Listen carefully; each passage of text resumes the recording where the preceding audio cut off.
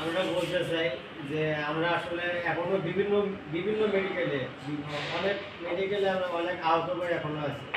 এখনো অনেক ভাই আছে, আপনারা নিউজ দেখতে পারবেন যে রাত্রেবেলা ঘুমাইতে পারে না, কাতরাচ্ছে, এখনো অপারেশন হচ্ছে।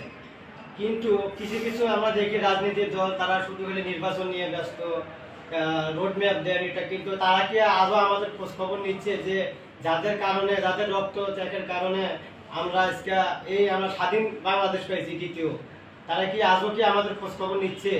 আমরা আজও মেডিকেলে ভর্তি আছি, কাজরায় ঘুমাতে পারি না, আমাদের বাচ্চা, আমাদের ফ্যামিলি, তারা কি খাচ্ছে কি না খাচ্ছে, কে খোঁজ খবর নিচ্ছে?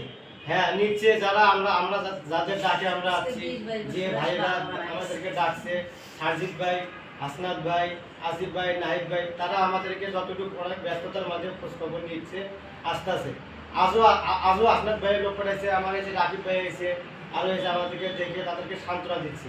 আমরা আমরা স্পষ্ট বলতে চাই যে আমরা যে যে কারণে যে আমাদের এতগুলো 1500 প্লাস ভাই রক্ত থেকে বিনিময়ে যারা নিহত হয়েছে, বা যারা এই যে 22,000 প্লাস ভাই আহত, তাদের বিনিময়ে আমাদের যে এই দেশ স্বাধীন করছি, এই সংস্থার কাজ না হওয়া পর্যন্ত আমরা সরকারের কাছে আশা করব যাতে মানে কোনো রকমের নির্বাচনের কোনো কিছু না হয়। আমাদের দরকার সংস্থা, যে কারণে আমরা আজকে অসুস্থ, যে কারণে রক্ত দিয়েছি, নিহত হয়েছে, যদি সেই কাজটা আমাদের সরকার না করে, তাহলে কেন আমরা আজকে সবাই এত মানুষ, মাহারা, বাবারা, কত ছোটো ছোটো গোলাপান চোখে গুলি, আপনারা দেখেন, আপনারা এগুলো নিউজ করেন, আমাদের খোঁজ খবর রাখেন, আমরা যাতে সুস্থ তাড়াতাড়ি আমাদের সব যতগুলো আহত ভাই আছে সবার চিকিৎসা, আপনার রাজনৈতিক দল যারা আছে সবাই একত্রিত হয়, আগে আপনারা আমাদের পাশে দাঁড়ান, আমাদেরকে সুস্থ করার দায়িত্ব তো আগে আপনাদের।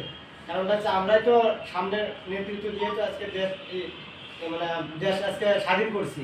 আপনারা যদি আমাদের পাশে না থাকেন, যদি আপনারা রাজনীতি নিয়ে আপনাদের ক্ষমতা নিয়ে ব্যস্ত থাকেন, তাহলে আমরা কি করবেন দেশের জন্য?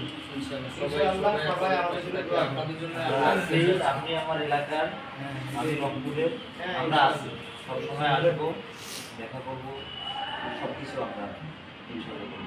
আপনি কখনো মনে করেন সবসময় আছে, স্বাভাবিক তো হবে না। ভাই আমার হাতটা জানি মোটামুটি আগের মতো হবে না, হারাই ফেলছি, যেটা আগের মতো যেটা আল্লাহ কিছু হতে পারে সুস্থ আছেন আপনি। আমাদেরকে জানাইয়েন, কোনো সমস্যা হলে আমরা ছুটে চলে আসবো, একদম যে কোনো সমস্যা। হ্যাঁ, আমরা পেয়ে যাবো। আমাদের সাথে যোগাযোগটা কেন, কারণ আমরাই তো মনে করেন আপনাদের কারণেই আমরা এখনো নিঃশ্বাস নিচ্ছি। আপনাদের ডাকে আমরা রাস্তায় বেরিয়েছি, আবার যদি কখনো ডাকবেন, যে কোনো প্রয়োজনে ডাকবেন, সবসময় আছে।